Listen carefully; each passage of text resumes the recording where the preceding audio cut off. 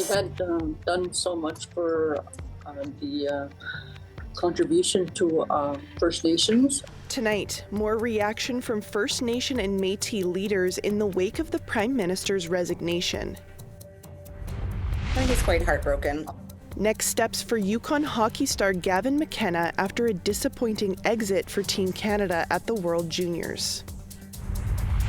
We knew we wanted to tell a story that felt really real to us about the Arctic and life in the Arctic.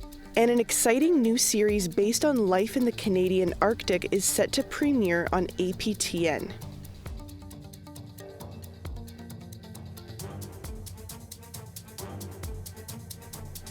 Good evening, I'm Savannah Kelly. Welcome to APTN National News. Indigenous leadership in Manitoba is reacting to Justin Trudeau's resignation as Prime Minister. And as Sierra Bettens reports, they're calling on all federal party leaders to prioritize reconciliation. Here's more. In his 29 years as president of the Manitoba Métis Federation, David Chartrand has met with many prime ministers. But when it came to supporting Red River Métis, Chartrand says Justin Trudeau exceeded the rest. The reconciliation strategy is good for Canada, it's good for Indigenous people, and it's good for the future. So without doubt, I think Trudeau has proven that through the reconciliation model. On Monday, Trudeau resigned from his post as Prime Minister of Canada. In a Tuesday interview with APTN, Assembly of Manitoba Chiefs, Acting Grand Chief Betsy Kennedy, commended Trudeau for his commitments to reconciliation. He had done so much for the contribution to First Nations, establishing the missing and murdered women file and the call to justice. At the same time, she says the Trudeau government failed to deliver on some priorities for First Nations, including outstanding land claims. Especially our treaty and our treaty lands. We've been trying to do that for over 20 years, and that still has not been done. And the infrastructure, especially our water, many of our First Nations are still under water advisory. Chartrand says advancing self-government for the Red River Métis and supporting the MMF's first-time home purchase program are among Trudeau's major achievements, as the torch is passed on to a new Liberal leader and potentially a new Prime Minister. Kennedy and Chartrand hope Canada's next leader stays committed to change. I hope that reconciliation is still in the forefront, no matter what party is in play. I think it's proven itself that it is very successful. It's changed, as I said, tens of thousands of people's lives, Indigenous people, and that it shows that if you include the Indigenous people in the beginning, that there's less controversy, there's less fighting, there's less court cases that need to go on. For now, Parliament has been prorogued until March 24th, and Trudeau will remain the leader of the federal Liberal Party until a replacement is chosen. Sierra Bettens, APTN National News, Winnipeg. More reaction out of BC today as leaders are addressing the resignation of Prime Minister Justin Trudeau. APTN's Tina House has this story. That I cannot be the one to carry the Liberal standard into the next election. Just one day after the Prime Minister, Justin Trudeau, announced his resignation, Premier of British Columbia David Eby held a press conference in Vancouver. I'd like to just open by thanking Prime Minister Trudeau for his service to Canada over his time as Prime Minister. Without doubt, there were moments of frustration that I'm sure went in both directions. But we got some big things done together. Childcare, he got the country through a global pandemic, and this is a big shift for him and for his family. I want to wish them luck with their next steps. However, Grand Chief Stuart Phillip had his own thoughts on his sudden resignation. I don't think there's any question that it was long overdue. I thought the Prime Minister was characteristically not thinking of the best interests of Canada. Rather, he was catering to his own narcissistic self-absorbed self and waited until the last minute. His legacy with our people is very, very tragic. He, in spite of his promises in 2015 that he was going to address the issue of missing and murdered Indigenous women and provide resources, that never happened. Grand Chief also points to the crisis of many First Nations who still do not have clean drinking water and says that sadly with Trudeau pro-Rogan government, it will kill the bill that would have ensured clean drinking water for First Nations across Canada. Philip also says his legacy will also include the mistreatment of women. I have no respect for the Prime Minister, given his commitment to being a champion of women's rights when he first was elected in 2015. When I think of how horribly he treated Jody Wilson-Raybould, that challenged him over the unethical, underhanded situation with NC Lavalin. And with Trudeau stepping down, we asked Premier Eby if this will affect their plan to advance reconciliation. I do certainly recognize that there are going to be some impacts on our initiatives in relation to our partnership with Indigenous people in the province as a result of the resignation of the Prime Minister, but my hope is that that work will be able to continue regardless of who is sitting in the chair of Prime Minister, and just to make sure that we're doing that critically important work. I've been quite public about encouraging our people, particularly women, to run for public office. We need to populate those, legislative centers of decision-making if we hope to change our world. Parliament will be called back in session in March. Tina House, APTN National News, Vancouver. Yesterday, Justin Trudeau announced he will step down as leader of the Liberal Party. With it searching for a new leader and Canada preparing for a possible spring federal election, the Federation of Sovereign Indigenous Nations says the next leader must prioritize First Nations issues. Yesterday, the FSIN urged possible leadership candidates to acknowledge their responsibility to First Nations. This includes taking action on issues affecting inherent and treaty rights, child welfare, economic development, language and cultural preservation, MMIWG, and 2S LGBTQI++. The FSIN called for a leader capable of delivering on the promises of reconciliation. FSIN Chief Bobby Cameron said in a press release, reconciliation is not a one-time initiative, but a continuous process. He also stated that inherent and treaty rights implementation and protection remain the FSIN's top priorities. Megan Gallagher was last seen alive in 2020 in Saskatoon. Her body was found 2 years later near St. Louis, Saskatchewan. After 22 months of waiting for evidence copies, 2 of the accused in her case have now begun their trial. Yesterday marked the start of a long trial for Cheyenne Petitus and Summer Sky Henry. Both women are on trial at Court of King's Bench in Saskatoon for first-degree murder in connection with Gallagher's death. Both have pled not guilty. Petitus and Henry are among 9 people facing various charges in connection with this case. Justice Richard Daniluk called the 22-month wait for this trial ridiculous and warned the Crown and defense lawyers to be better prepared to avoid unconstitutional delays. The trial is set for 39 days. A publication ban now prevents reporting on any evidence from the trial. A 17-year-old was fatally wounded in an incident in downtown Whitehorse on New Year's Day. The teen's identity is protected under a publication ban. Whitehorse RCMPs say they responded to a residence at Main Street and 7th Avenue where they located the teen who had been grievously injured. 19-year-old Jackie Rudick has been charged with second-degree murder and unauthorized possession of a firearm. His next court date is Tuesday, January 7th. Nain RCMP are asking for the public's help to find a missing Inuk woman. Elizabeth Jararuse is a 51-year-old and was wearing a blue Canada Goose winter coat and black boots when she was last seen on Christmas Eve in Nain, Labrador. Nain is the northernmost community on the Labrador coast, 369 kilometers northeast of Happy Valley Goose Bay, and is only accessible by air or sea. Nain Ground Search and Rescue is searching and is asking people to investigate their property, sheds, crawl spaces, and yards.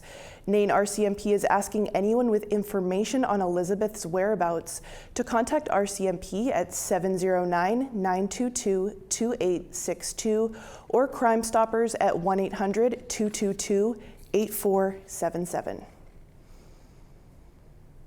The Chiefs of Ontario and the Anishinaabe Nation, or NAN, say they are negotiating their own final agreement with Canada to reform the First Nations Child and Family Services system. The agreement would only apply to First Nations in Ontario. Sierra Bettens has more. In 2016, the Canadian Human Rights Tribunal ordered Canada to stop discriminatory practices and reform the First Nations CFS program.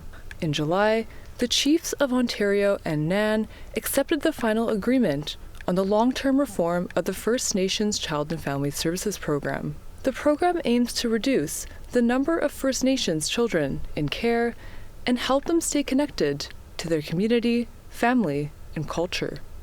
Under that agreement, Canada would have provided $47.8 billion over 10 years to support a national reformed First Nations CFS program. However, that proposal excluded off-reserve First Nation children.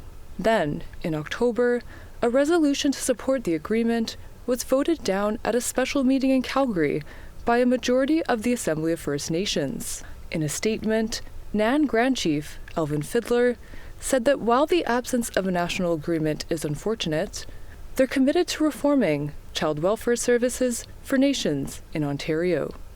Sierra Bettens, APTN National News, Winnipeg. Coming up after the break, a look at Yukon hockey sensation Gavin McKenna, the youngest player to be chosen on Canada's roster for the 2025 World Juniors. Plus, a new comedy series premiering tonight on APTN is giving a taste of Inuit humor and an authentic view of life in the North. The platform itself felt like unfathomable and just so exciting to think about having that kind of opportunity and that kind of reach for a story from the Arctic.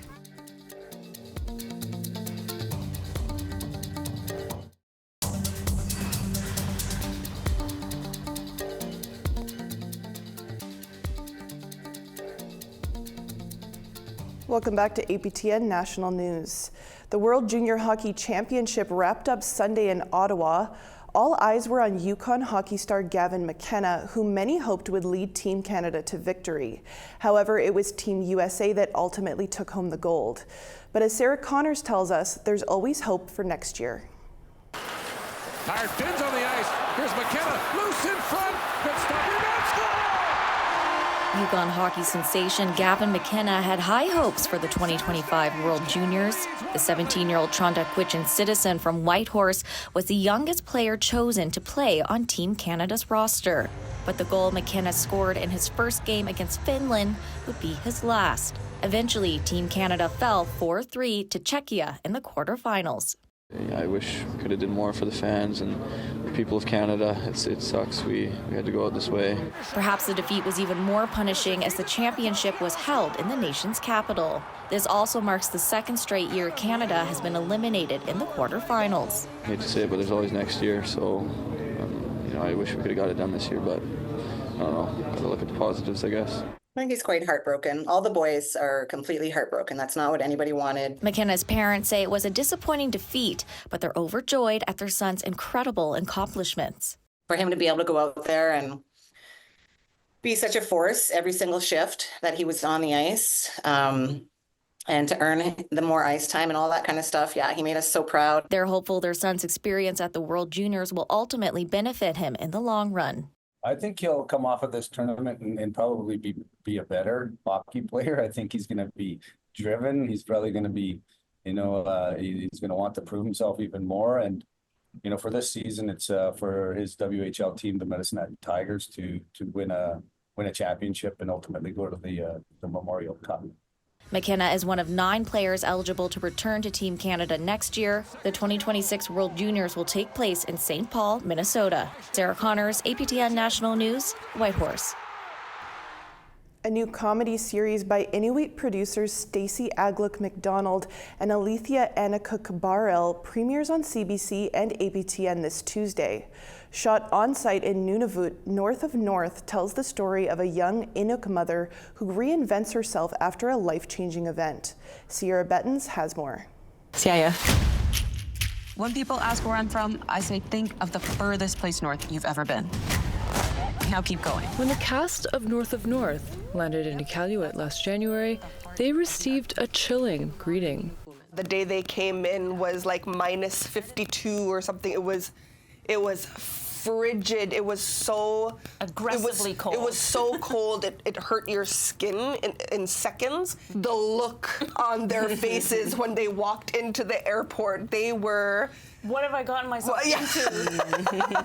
On Tuesday, audiences across Canada can experience a taste of life in the Arctic with the premiere of North, written and produced by Stacey Agluk MacDonald and Alethea Anakuk-Barrell.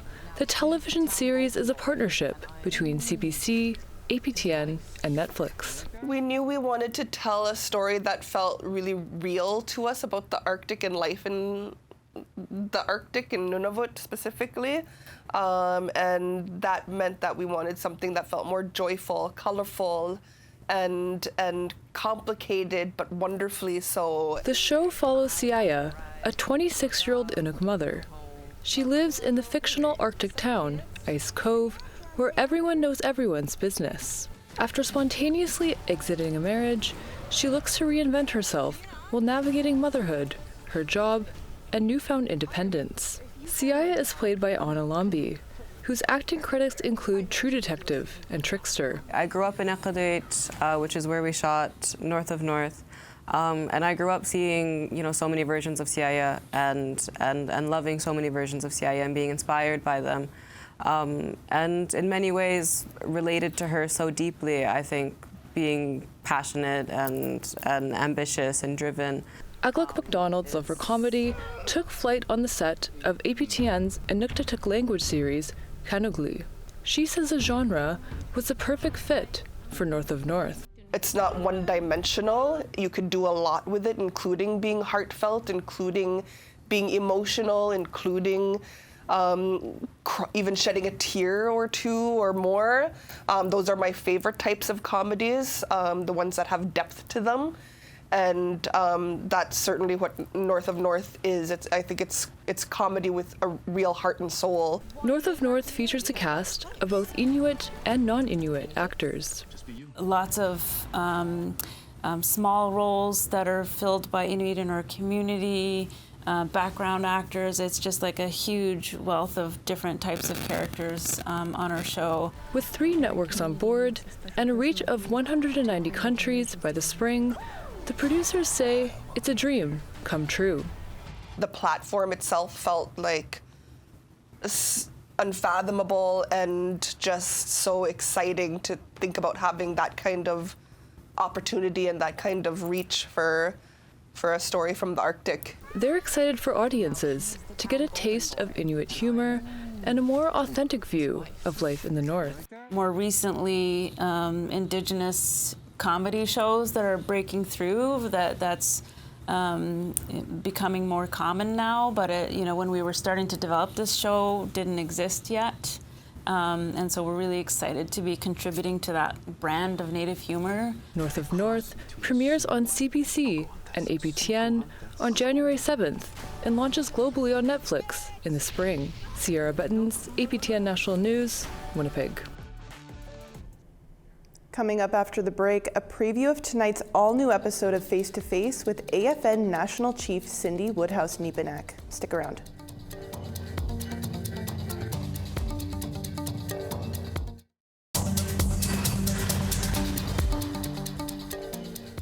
Welcome back. Time now for our photo of the day. Greg Scriver wanted to share this view of the ice formations along the Ottawa River under an amazing pink, red, and orange reflection from the overhead storm clouds. Thanks for sharing that one, Greg. For a chance to be our next photo of the day, send your photos to share@aptn.ca. Now let's take a look at tomorrow's weather forecast. Starting over on the east coast, -2 for Halifax, +2 in St. John's. Kuujjuaq snowy and 1 degree, and Nukjuak -18. Quebec City snowy and -6, Gaspé +1. London snowy and -6, North Bay -14. Timmins snowy -21, Kapuskasing sunshine -21 as well. Churchill snowy and -15, Norway House -9. Winnipeg snowy and -8, Barons River -10. Yorkton -1, mix of sun and clouds, Saskatoon snowy and 1 degree. Stony Rapids snowy -4, Buffalo Narrows -6. Sunshine and -10 for high level, Peace River +1. Calgary +6 there, Edmonton +2, mix of sun and cloud. Tofino rainy and 9 degrees, Canal -1. Prince George mostly sunny, 2 degrees there, Smithers 0 degrees. Watson Lake sunny and -18, Mayo -11. Watee snowy and -12 there, Wrigley -19. Paulatuck mostly sunny, -22, Colville Lake -16. Snowy and -19 for Baker Lake, Chesterfield -18. Clyde River sunshine and -30, Iqaluit -12 and snow.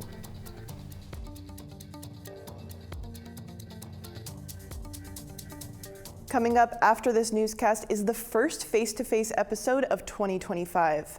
National Chief Cindy Woodhouse-Nepinak stopped by to talk with guest host T.R. Wheatley. Here's a preview of that interview. We'll continue to call for an inquiry into police brutality, police killings. I want to stand with all those mothers and families that have lost loved ones. The MMIWG, I know that there's a lot of work that's unfinished there, as well as economic reconciliation. What does that mean in this country, and how do we bring people together, Canadians together with First Nations, and what does that look like? I think another thing as a mother and as a woman from a First Nation community, one thing that also strikes a chord, I think, with all of us is the membership of First Nations and how we're always questioned about that. You can catch the entire interview with APTN National Chief Cindy Woodhouse-Nepinak coming up in just a couple of minutes. That's all the time we have for your APTN National News this Tuesday. For news anytime, visit our website, aptnnews.ca. I'll be back here tomorrow at 1 p.m. Eastern Time for your first look at the day's news. I'm Savannah Kelly. Marcy Miigwech, thank you for joining us. Stick around. Face to Face is next. Have a great night.